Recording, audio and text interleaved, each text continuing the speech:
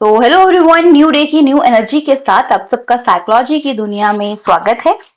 आज हम डिस्कस करने वाले हैं एचपी टैट नॉन मेडिकल का प्रीवियस ईयर पेपर 2022 जून का साइकोलॉजी सेक्शन हम यहाँ पे डिस्कस करेंगे। तो चलिए स्टार्ट करते हैं आज की क्लास को।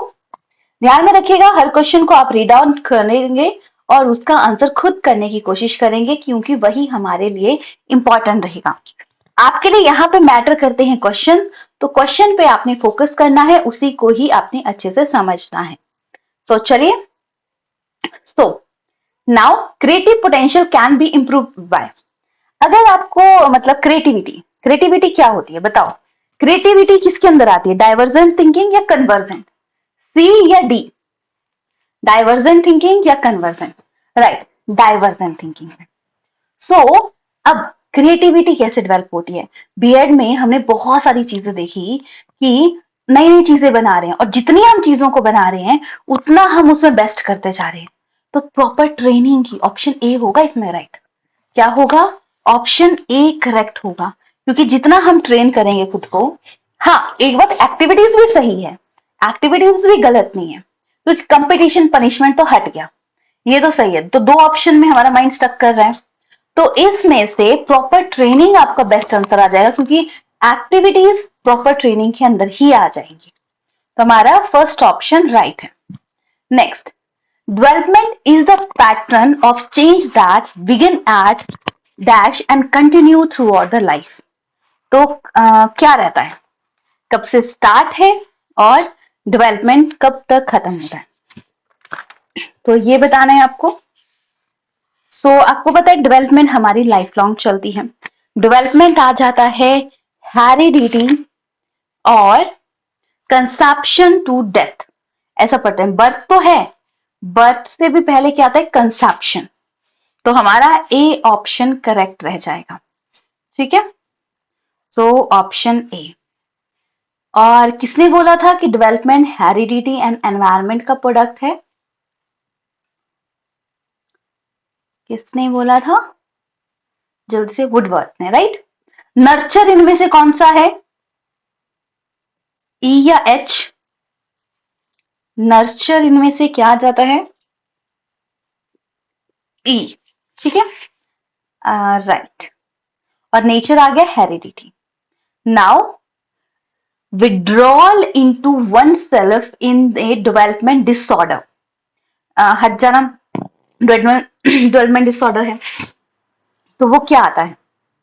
तो ये आ जाएगा ऑटिज्म। देखो, लर्निंग जो डिसऑर्डर्स है ना, उनको अच्छे से संभालो अपने माइंड में, क्योंकि लर्निंग डिसऑर्डर से आज तक ऐसा कोई क्वेश्चन नहीं है जो आया ना हो।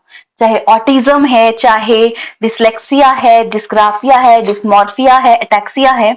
मैंने जो लर्निंग डिसऑर्डर में जो नोट्स में आपको एड ऑन की हैं चीजें, याद रखिएगा, वो सारी मैंने प्रीवियस ईयर पेपर से उठाई हैं।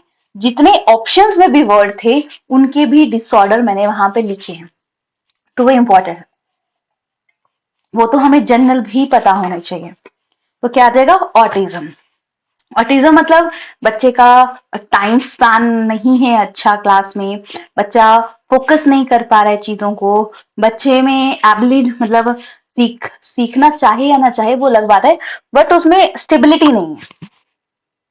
Next, knowledge of result is the same as. देखो, अब पहले ना सीटेट और टैट का पेपर में वेरिएशन आती थी, अब क्या कर रहे हैं, धीरे धीरे उन सब में सिमिलरिटीज करते जा रहे हैं, कोई डिफरेंस ही नहीं कर रहे उनमें। मतलब सब चीजें एड ऑन कर रहे हैं, जो भी मैथ्स आ जाती हैं, ऐसे ही सेम क्वेश्चन सीटेट में आते हैं। बट आजकल सीटेट में क्या हो रहा है, एजरेशन और रीजनिंग वाले ज्यादा आ रहे हैं, तो वो चीज ध्यान में रखिएगा। Knowledge of a result of किसका आ जाएगा, इसमें रीइंफोर्समेंट आ जाएगा, सेम एज द, तो इसमें रीइंफोर्समेंट। तो हमारा ऑप्शन बी। ऐसे क्वेश्चन हमारे गलत हो जाते हैं। ऑपरेंट कंडीशनिंग थ्योरी, रेनफोर्समेंट की थ्योरी, ये तो पता ही है, स्किनर, ये तो कभी गलत हो ही नहीं सकता। थॉर्नडिक की बात करें, इन्होंने आपको पता है एजुकेशन साइकोलॉजी के फादर हैं, ट्रायल एंड एरर थ्योरी दी है, और हल ने डिराइव रिडक्शन थ्योरी दी है। मिलर की बात करें, इन्होंने ये भी याद रखे, नया वर्ड है, शॉर्ट टर्म मेमोरी के बारे में बोला है। इन्होंने बोला है कि चीजों को अगर याद रखना है तो सिंगल सिंगल यूनिट में या शॉर्ट फॉर्म में कन्वर्ट करोगे तब आप चीजों को लॉन्ग टर्म याद रख पाओगे। स्किनर आपने देखा होगा कि अब स्किनर कहाँ के थे, कैसे थे, इनकी थ्योरी का क्या नाम था, क्या नहीं था, ये याद रखिएगा। और एक क्वेश्चन भी काफी टाइम से बीच बीच में पूछा जाता है कि एसएस थ्योरी, ठीक है, स्टिमुलस स्टिमुलस थ्योरी, लालच लालच को आकर्षित करता है। पर्पसिव बिहेवियर, आप पढ़ रहे हो क्योंकि आपको अच्छे नंबर लेने क्योंकि सेटल होना है क्योंकि इनकम आएगी तो घर अच्छे से चलेगा, इसलिए पढ़ रहे हैं ना। तो पर्पसिव बिहेवियर के बारे में टॉलमैन ने बताया था। Next question, so a believe in a permanent of certain attribute of a object और situation in split of superficial change is called. क्या बोलेंगे? देखो, ये है believe in permanence of certain attribute, situation and split into superficial change. तो जब आप changes करते हैं, कन्वर्ट करते हैं, तो ये आ जाएगा कंजर्वेशन। एनिमिज्म के अंदर आ जाता है अजीबाद, मतलब चीजों को अलग अलग तरीके से जोड़ रहे हैं। कंडीशनिंग आप एक फिक्स सिचुएशन में डाल रहे हो, कंजर्वेशन के अंदर ये आ जाएगा। याद रखिएगा, पेपर में आपको सही ऑप्शन को पहचाना है कि इनमें से कौन सा करेक्ट हो सकता है, क्योंकि कोई भी चीज पूछी जा सकती है। नाउ नेक्स्ट क्वेश्चन, पियाजे स्टेज ऑफ इन्फेंसी। देखो, ये भी ऑब्जर्व किया, अभी हमने 4-5 पेपर कर लिए। पियाजे तो छूटता ही नहीं है, कैसे ना कैसे, डायरेक्टली इनडायरेक्टली सभी वे से इसके क्वेश्चन आ ही जाते हैं। सो नाउ पियाजे का क्या आ जाएगा? Infancy sensory motive. इसमें क्या होता है? Object permanence. अगर कभी भूल जाए ना कि अच्छा क्या होता है पियाजे की थ्योरी में, किस स्टेप में होता है, तो स्टेप बाय कि बच्चा इस एज में इतना सीखता है, इस एज में इतना सीखता है, इस एज में इतना सीखता है, प्रॉपर तरीके से उसका डेवलपमेंट हो जाती है, फॉर्मल ऑपरेशन, ये याद है। नेक्स्ट देखो, बायो का क्वेश्चन घुमा दिया, डाल दिया इसमें। बताओ, बायो वाले तो कभी गलत नहीं कर सकते। While running, which part of the brain is mainly responsible for maintaining the physical balance? Physical balance में बनाने के लिए ब्रेन का कौन सा पार्ट बैलेंसिंग के लिए? सेरिबेल, ठीक है, सेरिबेलम। थैलेमस क्या कंट्रोल करता है? चलो बायो हो चाहे कोई भी हो, सभी के लिए इंपॉर्टेंट है, ठीक है। तो बताओ थैलेमस क्या काम करता है? टेम्परेचर को कंट्रोल करने के लिए। मेडुला ऑब्लोंगेटा क्या काम करता है? मेडुला ऑब्लोंगेटा, राइट, रेस्पिरेशन को कंट्रोल करता है, राइट। ये पॉइंट याद रखिएगा, कई बार आ जाते हैं mix question. Dash work with a person who suffer from a motivation and emotional problem, ठीक है, मतलब एक है जो person who suffer from motivation भी इसमें वीक हो रही है, इमोशनल देखो, जो अब माना घर पे कोई लड़ रहा है, हमेशा आपका नहीं चला, शांत, कोई बके जा रहा, आपको कोई बैलेंस नहीं है, तो उस टाइम पे उस पर्सन को क्या जरूरत है? उसको काउंसलिंग की जरूरत है, क्योंकि देखो कॉग्निटिव में मेंटल डेवलपमेंट है वो तो हो रही है, कम्युनिटी भी नहीं आएगा, क्लिनिकल भी नहीं आएगा, आप इसमें काउंसलिंग करेंगे कि बच्चे को काउंसलिंग की जरूरत है, क्योंकि अब अच्छा मुझे बताओ, काउंसलिंग किस टाइप में आती है? इंटरपर्सनल या इंट्रापर्सनल के अंदर? इंटरपर्सनल इंटेलिजेंस के अंदर या इंट्रापर्सनल के अंदर? एक होती है गाइडेंस, एक होती है हमारी काउंसलिंग। काउंसलिंग में हम बच्चे के, बच्चा हो बड़ा हो, सब चीजों के बारे में सुनते हैं, तो आ जाती है इंटर। इंट्रा आती है जब हम अपने बारे में समझ रहे हैं, अपने ओपिनियन बता रहे हैं, गाइडेंस दे रहे हैं, वो आ जाती है। Next, the branch of psychology which study behaviour in social situation. अब सोशल की बात है, देखो कितने डायरेक्ट डायरेक्ट क्वेश्चन हैं। पता पर यही क्वेश्चन हम पेपर में करेंगे तो हम गलत कर जाते हैं, क्योंकि हम वहां पे हो जाते हैं confuse. So right answer is social psychology, option B is the correct. Cognitive पता है, ऑर्गेनाइजेशन मतलब सेटलमेंट करना। फिर आता है systematic observation method is similar to, किसके सिमिलर है? मतलब आप देखो, कल मैंने परसों क्लास में आपको याद होगा कि मैंने मेथड्स करवाए थे। जब हम स्टेप बाय स्टेप चीजें करते हैं, एक पाथ फॉलो करते हैं, तो वो किसके अंदर आ जाता है? राइट, याद आ गया ना? Experiment method. और क्लिनिकल में जब हम बहुत डीप जाते हैं, स्टडी करते हैं, ये चीजें आ जाती हैं। ठीक है, तो ये आ जाएगा। तो ये है एक्सपेरिमेंटल मेथड। आज मैं आपको बहुत ज्यादा एक्सप्लेन भी नहीं कर रही हूँ, क्योंकि पता नहीं क्या हुआ, लाइट ही चलेगी किस वजह से ये हो गया। अब इस टाइम पे बुरा हाल हो रहा है, इसलिए मैं आपको थोड़ा डिटेल ना करवा के शॉर्टकट में। ह्यूरिस्टिक मेथड होता है ना, जब आप बेस्ट अप्रोच यूज करते हो, बच्चों के अकॉर्डिंग जो यूज कर रहे हो कि अच्छा बच्चे को इस टाइम पे ये जरूरत है। हम आप ये नहीं देख रहे हो कि ये चीज मेथड यूज करना है, ये करना है। आप देख रहे हो कि अच्छा बच्चे को इस टाइम पे ये जरूरत है। हाँ, क्योंकि मैंने कैमरा ऑन किया, लाइट नहीं है ना, लाइट अभी गई, और लाइट अगर कैमरा ऑन करूंगी तो फिर बैटरी खत्म हो जाएगी, उसमें ज्यादा चार्जिंग यूज होती है ना, इसलिए ये मेन है कि आपकी क्लास लग जाए आराम से, कोई दिक्कत ना। नेक्स्ट, ठीक है, ह्यूरिस्टिक मेथड। ये मेथड बहुत ज्यादा इंपॉर्टेंट है। ह्यूरिस्टिक मेथड कि आप अकॉर्डिंग टू सिचुएशन देख रहे हो कि क्या जरूरत है बच्चे के, उस अकॉर्डिंग चीजों को यूज कर रहे हो। Now next question, who was founder of behaviourism? ये तो कभी गलत हो ही नहीं सकता, इतनी बार हमने किया है। वॉटसन। अच्छा, इनका एक्सपेरिमेंट किसके ऊपर था? बच्चे का नाम था जिसपे उन्होंने ब्लैक डॉग पे एक्सपेरिमेंट किया था। बच्चे का बिहेवियर ही चेंज कर दिया, क्योंकि पहले वो ब्लैक डॉग से खेलता था, धीरे धीरे उसमें ना वो डर पैदा कर दिया, साउंड गंदी प्रोड्यूस करना स्टार्ट कर दी। उससे बाद में बच्चा डरने लग गया, पता नहीं क्या हो गया, क्या हो गया, क्या चीजें होगी, तो इसकी वजह से वो डरने लग गया। क्या था है, क्या था? एल्बर्ट। क्या नाम था बच्चे का? एल्बर्ट था, याद रखिएगा।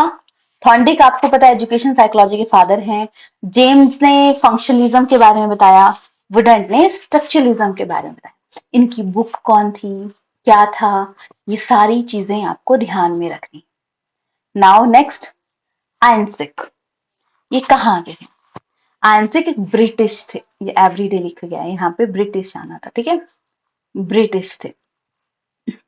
इन्होंने क्या था, इन्होंने पर्सनालिटी की जो टाइप एंड ट्रेड थ्योरी थी उनको जोड़ के रख दिया था। क्या क्या था? जो पर्सनालिटी की टाइप एंड ट्रेड थ्योरी थी उनको इन्होंने जोड़ा था, ये याद रखिएगा। नेक्स्ट पॉइंट पे जाते हैं हम। Creative potential tends to think in the manner. Creative potential क्या आ जाएगा?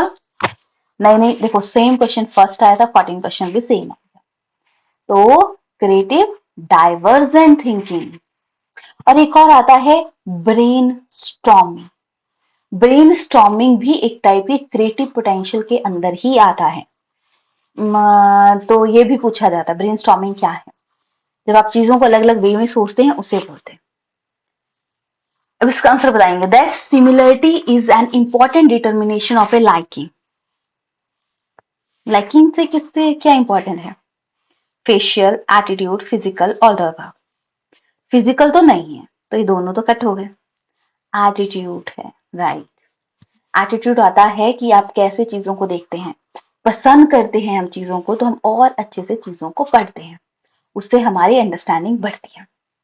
Now Harvard gardener. देखो इंटेलिजेंस में ना साइंटिस्ट के नेम बहुत ज्यादा हैं, साइकोलॉजिस्ट के नाम, तो बताएंगे। इंटेलिजेंस थ्योरी नोन एज, मुझे पता है अगर आप खुद करने को जाओगे क्वेश्चन पेपर तो आप इतने अच्छे से नहीं कर पाओगे, करोगे बट फटाफट करोगे। अभी आप कर रहे हो, क्लास लगा रहे हो, तो इसमें आपको चीजें समझ भी आ रही हैं कि क्या है, क्यों है, किसके अंदर आता है। तो क्या आता है हार्वर्ड गार्डनर? इन्होंने मल्टीपल इंटेलिजेंस के बारे में बोला। ठीक है, तो चलो और ऑप्शंस भी देख लेते हैं। टू फैक्टर थ्योरी किसने दी है, ये भी बताएंगे। Two factor theory given by, जिन्होंने एक बोला कि एक जनरल फैक्टर होता है और एक स्पेसिफिक फैक्टर होता है। जनरल फैक्टर में नॉर्मल काम करते हैं और दूसरे हम स्पेसिफिक काम करते हैं। स्पीयरमैन, ठीक है, ये आ गया। फिर ट्राई की थ्योरी के बारे में बोलेंगे, ये स्टर्नबर्ग ने दी थी। इसमें इन्होंने स्टर्नबर्ग ट्राई की थ्योरी आती है ACP, analytical, creative and practical की बात की है। ये भी याद रखिएगा, किसी भी वे से क्वेश्चन आ सकता है। नेक्स्ट, पैवलॉव, ये भी कभी नहीं छूटते। पैवलॉव का तो फूड क्या है, उसमें फूड पहले थोड़ी ना दिया जाता था उसको, फूड घंटी बजाई, फिर एक्सपेरिमेंट किया, फिर उसको किया। और ये ना बायो की बुक पढ़ोगे आप तो उसमें भी ब्रेन वाले चैप्टर में पैवलॉव का जिक्र है। पैवलॉव के बारे में बोला है कि पैवलॉव एक थे, ऐसा था। तो पैवलॉव कंडीशनल स्टिमुलस नहीं है, अनकंडीशनल स्टिमुलस है। उसको आपने पहले फूड दिया, कंडीशन नहीं किया था। कंडीशन तब आता है जब बेल दे के किया। तो जब फूड दिया सिंपल, तो अनकंडीशनल स्टिमुलस इसके अंदर आता है। तो ऑप्शन राइट बन जाता है आपका बी, याद रखिएगा। Next question is, when a student come back home after having scolding by his teacher start quarreling with, quarreling क्या होता है, लड़ाई करना, अपने भाई बहन से लड़ाई कर रहे हैं। जैसे होता है ना, हमें किसी और ने डांटा और हम किसी और को डांट रहे हैं, आके हम अपने भड़ास निकाल रहे हैं कि अच्छा मुझे ऐसे कैसे बोल दिया, ये क्या हो गया। तो वो किसके अंदर आता है? नो, सोचो ध्यान से। ए, डिस्प्लेसमेंट। एग्रेशन तो गुस्सा आ गया, आप निकाल रहे हो जो चीज, पर वो चीज आप दूसरे के साथ कर रहे हो, वो डिस्प्लेसमेंट है। ये चीज ध्यान में समझिएगा, एक छोटे छोटे पॉइंट हम गलत कर जाते हैं। रिग्रेशन का मतलब होता है कम बैक टू, या कोई भी काम कर रहे हो उसमें फिर से वापस आ रहे हो, गुस्सा कर रहे हो तो गुस्से में वापस आ रहे हो, प्यार से बात कर रहे हो तो प्यार से आ रहे हो। तो ये वर्ड थोड़े थोड़े रिलेटेड हैं, पर आपको ध्यान में रखने हैं। So right, next question is, according to fits the phase of skill learning, sorry skin नहीं, स्किल लर्निंग। स्किल आपको पता है प्रैक्टिस से आती है, जितनी प्रैक्टिस उतनी स्किल्स अच्छी। तो स्किल आ जाती है आपकी कॉग्निटिव में भी, ऑटोनोमस के अंदर भी, एसोसिएटिव के अंदर भी, यानी all of the right. Next, next आता है एन मॉस्लो। मॉस्लो है 18 क्वेश्चन, कहाँ गया? अच्छा देखो, 18 क्वेश्चन में था कि बच्चे को टीचर ने डांटा, ठीक है, गुस्सा आया उसको, मेरे को क्यों डांटा। अब वो आ गया अपने घर, घर पे उसका भाई बहन है, उसके साथ आके वो लड़ रहा है। अब वो लड़ रहा है, गुस्सा कर रहा है, एग्रेशन है उसमें। तो वो मतलब वो कर क्या रहा है उसके साथ, ये क्वेश्चन है कि जब उस वो आ रहा है गुस्सा, तो वो घर आके उस पे जो चिल्ला रहा है, वो प्रोसेस क्या आता है, वो कर क्या रहा है उसके साथ, वो है डिस्प्लेसमेंट। कर वो एग्रेशन रहा है, बट मतलब क्या चीज वो मतलब पर टैक्स उसके अकॉर्डिंग वो कर रहा है घर पे, वो आ जाता है डिस्प्लेसमेंट के अंदर। ऐसा थोड़ा सा चेंजेस है इसमें। सो नेक्स्ट है मॉस्लो, अब्राहम मॉस्लो। हराइकी दी है स्टेप बाय स्टेप कि लाइफ ऐसी होती है, लाइफ ऐसी होती है। तो उन्होंने बोला कि सबसे पहले जरूरत किस चीज की होती है इंसान की, फिर वो आगे बढ़ता है। पहले तो वो पूरा करेगा, फिर सोचेगा अच्छा मुझे ये चाहिए, मुझे ये करना है, वो करना है। पहले सेफ्टी थोड़ी ना करेगा वो, फिजियोलॉजिकली पहले उसको रोटी कपड़ा मकान हुआ था ना। फिजियोलॉजिकल। और सबसे हाईएस्ट स्टीम क्या आती है? Self regulation, self actualization. ठीक है, सबसे हाईएस्ट लेवल आ जाता है सेल्फ एक्चुअलाइजेशन। एस्टीम का मतलब होता है देखो, अगर मॉस्लो की हायरार्की के बारे में पढ़ें तो इन्होंने स्टेप बाय स्टेप दिए थे, इसके अंदर ये होता है, इसके अंदर होता है। एस्टीम होता है आप स्टेटस, रिकॉग्नाइजेशन, स्ट्रेंथ, फ्रीडम के बारे में बात करें। देखो सबसे पहले आता है फिजियोलॉजिकल नीड। फर्स्ट देखो मैं सीक्वेंस बता देती हूँ। सबसे पहले आता है फिजियोलॉजिकल, जिसमें कि आप रोटी कपड़ा मार रहे थे। दूसरे में सेफ्टी, अब मकान मिल गया, अब आपको एम्प्लॉयमेंट चाहिए। थर्ड आ जाता है लव बिलोंगिंगनेस, अब प्यार चाहिए। अब आपको चाहिए एक रिस्पेक्ट, रुतबा, कि खुद की वैल्यू, तो वो आ जाती है एस्टीम में। सही बात है, वर्ड्स हमें पता होने चाहिए, क्योंकि इन्हीं से घुमा फिरा के अगली बार क्वेश्चन आता है, कोई नई चीज नहीं आती। उन्हीं से घुमा फिरा के क्वेश्चन आते हैं, और अगर हमारे ये कंसेप्ट क्लियर होंगे तो हमारा स्कोरिंग भी इम्प्रूव रहेगा। ठीक है, फिर आएगा सेल्फ एक्चुअलाइजेशन। 5 स्टेप में रहता है। फिजियोलॉजिकल, सेफ्टी, लव, फोर्थ में एस्टीम, जिसमें स्टेटस, रिकॉग्नाइजेशन, स्ट्रेंथ, फ्रीडम की बात की जाती है।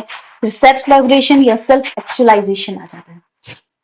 तो अभी हमारा फिलहाल बेसिक नीड है, तो फिजियोलॉजिकल आंसर है। Next, according to social learning theory, man behaviour is determined by. Social learning में ये सेम क्वेश्चन 2023 में आया पेपर में, तो ये आ जाएगा आपका, नहीं, गोल आ जाएगा। Social learning theory behaviour determined by, क्योंकि आप कोई काम करते हो क्योंकि आपको लक्ष्य पता, मतलब लक्ष्य की तरफ जाना है। Next, which among the following is are sensory channel. Senses, मैंने बोला है जितनी हम सेंसेस यूज करेंगे उतना हम चीजों को सीखेंगे, उतनी ज्यादा हम चीजों को कर सकेंगे। तो विजन भी सेंसेस है, हियरिंग भी, टच भी, तो ऑल ऑफ द अबव आ जाएगा। इसमें तो सोचने की जरूरत नहीं है, सीधी सी हमें पता लग जाएगा कि पॉइंट क्या है। तो all of these. Next, Kohler, Koffka, बताओ ये आंसर आपने करना है। इन उनका मतलब मेन फोकस क्या था, उन्होंने किसके बारे में बोला। ओके, ठीक है, एक बार इसको रिपीट कर दें। वैसे तो मैंने मंडे को बोला है कि आपके जीके का एचपी जीके को पढ़ के आना। सीरीज तो बहुत ज्यादा है, हाँ भूल जाती हैं चीजें, करनी तो पड़ती है, बट चलो मंडे को हम सीरीज तो मेन सी करवा दूंगी। सारे तो नहीं बोलूंगी, बट मेन सी क्या है क्या नहीं है वो करवा। इनसाइट, ठीक है, कोहलर ने क्या दी थी, इनसाइट। और मेडिकल वाले टेंशन मत लो, अगर मेडिकल वालों को करना है तो आपके पास वैसे मैं सोचू जीके का ही करवाऊं, क्योंकि आपके पास अभी 23 को इनका एग्जाम है, उसके बाद आपके पास टाइम है, तो आपको करवा दूंगी बीच में। ये जो आपको लगता है कि ये करवा देंगे तो वो करवा दूंगी। Next, that of the test of the consistency of force obtained by an individual of same test on two different occasions। अगर मैं आपका एक टेस्ट ले रही हूँ, अभी ले रही हूँ, आपका अच्छा स्कोर आ रहा है, वैसा ही स्कोर अब दोबारा ले रही हूँ और देख रही हूँ कि आपको आती भी है चीज या नहीं, आप उसके लायक भी हो या नहीं, तो वो किस टाइप के टेस्ट में आ जाएगा, तो वो आ जाएगा आपका रिलायबिलिटी के अंदर। क्या जाता है, हाँ, वैलिडिटी कब आएगी, वैलिडिटी का मतलब आ जाएगा ठीक है 2 सालों के लिए वैलिड है, तब तक चलेगा, तो ठीक है, तुम्हें चाहे 6 महीने बाद सब कुछ भूल रहा है वो नहीं देखा जाएगा, या चलो हो गया वैलिड। रिलायबल नहीं, आपका चेक होता रहेगा बार बार, ये याद है। Next, which school psychology was propounded by फ्रेयन। अभी कुछ साइंटिस्ट हैं, साइकोलॉजिस्ट हैं, ये बार बार रिपीट होते हैं, ऐसा कभी होता ही नहीं कि रिपीट ना, तो क्या है, ये तो कभी गलत हो ही नहीं सकता ना, साइको एनालिसिस। कोई न्यू वर्ड तो था नहीं, सिर्फ साइको एनालिसिस था, तो हमारा ऑप्शन करेक्ट हो जाएगा। मेजर सोर्स ऑफ फ्रस्ट्रेशन, कभी गुस्सा आता है तो किस वजह से आता होगा, और हमें तो आते रहता है, अभी तो गर्मी के मारे आ रहा है जब, बिना बात के, तो ऑल ऑफ एवर। देखो, पर्सनल कुछ ने कुछ बोल दिया तब बुरा लगेगा, एनवायरमेंट अच्छा नहीं है, अच्छा नहीं लग रहा आपको एटमॉस्फेयर में, तब कॉन्फ्लिक्ट है तब, ऑल ऑफ दिस। ओके, ठीक है, कर दिया। अच्छा, मुझे इनकी साउंड नहीं सुनाई दे रही, मुझे किसलिए नहीं सुनाई दे रही होगी, मैं, मेरे पास भी अथॉरिटी होती है, मुझे लगता है कि कभी किसी का गलती से, कई बार होता है ना, कई बार किसी का ऑन हो जाता है तो मैं ऑफ कर देती हूँ, मेरे पास अथॉरिटी है, बट मुझे साउंड नहीं आ रही थी तो मुझे लगा कोई दिक्कत ही नहीं है। चलो नेक्स्ट, अच्छा कर लिया ना correct, all of the above. Next, next आ जाता है एनकोडिंग इज ए प्रोसेस। देखो, चीजों को आप फिर से रिकॉल कर पा रहे हो, ठीक है, चीजों को आप खुद से समझ पा रहे हो, तो वो क्या आ जाएगा, तो वो मेमोरी के अंदर आ जाएगा। तो फॉरगेटिंग तो भूल जाना हो गया, मोटिवेशन तो होगा नहीं, इमोशन तो होगा नहीं। तो देखो इन कुछ टॉपिक तो ऐसे होते हैं, सीधे सीधे होते हैं, हमें इनके बारे में सोचना ही नहीं पड़ता। क्या आ जाएगा इसमें? मेमोरी। राइट, तो करेक्ट कर देंगे। Next, 13-year-old youth does a law breaking behaviour. गलत काम कर रहा है, मतलब 18 साल से बच्चा जो गलत काम कर रहा है या क्रिमिनल चीजें हैं, डेलिक्वेंट का मतलब होता है क्रिमिनल, तो डेलिक्वेंट का वर्ड हमने पहले भी पढ़ा है ना, तो याद रखिएगा क्या आ जाएगा? जुबिलेंट। ठीक है, यहाँ पे जुबि स्पेलिंग गलत है, चेकआउट कर लेना। जुवेनाइल, डेलिक्वेंट, तो ऑप्शन हमारा बी करेक्ट हो जाएगा। नेक्स्ट, आरबी कैटल ने मेड पर्सनैलिटी टेस्ट, कैसा टेस्ट दिया था उन्होंने? हाँ, 16 पर्सनालिटी फैक्टर दिए थे। ठीक है, याद रखिएगा। टैट थीमेटिक एप्रिसिएशन टेस्ट, वैट क्या था, बैचलर एप्टीट्यूड टेस्ट। ठीक है, यही था। सो MPI, MPI magnetic particle inspection type का टेस्ट होता है। ठीक है, हाँ सॉरी, वैट वो भी था वर्ड मेरे वाला। इसका ओके, ठीक है। वैट वर्ड एप्रिसिएशन टेस्ट, अच्छा वो कुछ और था, राइट, सही बोला आपने। वो किसी वो तो शायद इंटेलिजेंस रिलेटेड था। So now attitude is a popular term which is related to, करवा दूंगी वर्ड एसोसिएशन टेस्ट, मतलब एक ओवरऑल देख लेंगे। ठीक है, मंडे ट्यूसडे वेडनेसडे को मैं सोच रही हूँ कि आपको साइकोलॉजी ही करवा दूं, फिर से थोड़ी सी थ्योरी थ्योरी करवा देती हूँ।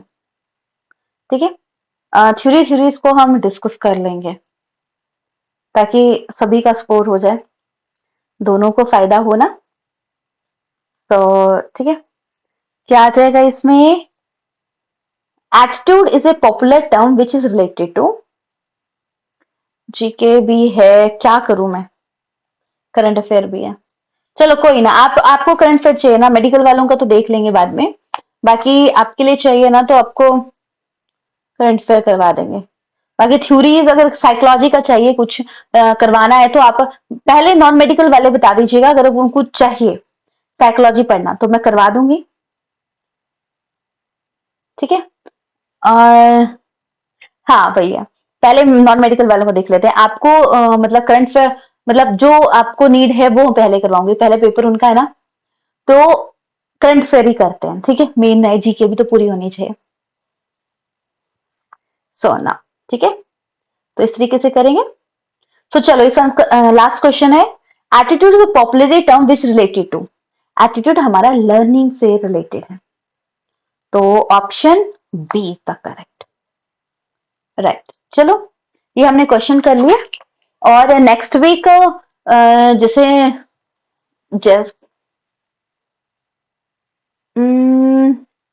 ओके, मैंने अपलोड कर दिए थे पर करूंगी मैं। ठीक है, अभी लाइट नहीं है, और इसके बाद मैं कल आपको कर दूंगी अपलोड, पर कौन से 120 चाहिए मुझे ये समझ नहीं। पीडीएफ वन, तो क्वेश्चन क्वेश्चन की पीडीएफ में अलग से अपलोड कर दूंगी आपके लिए, और ये प्रीवियस ईयर पेपर भी कर दूंगी, पढ़ लेना आप इनसे। ठीक है, और करंट अफेयर ही करते हैं आपके लिए, मेन इंपॉर्टेंट है, साइकोलॉजी हमने कर भी लिया, बाकी आ, अच्छा अच्छा, ठीक है ठीक है, ओके ओके, राइट, कर दूंगी। ठीक है, अभी तो नहीं कर पाऊंगी क्योंकि अभी इतना है नहीं है बैटरी। ठीक है, तो मॉर्निंग में कर दूंगी। ठीक है, नहीं करूंगी तो मुझे याद दिला देना कि हाँ करने हैं। सो ये था आज की क्लास के बारे में, बाकी मिलते हैं हम नेक्स्ट क्लास में।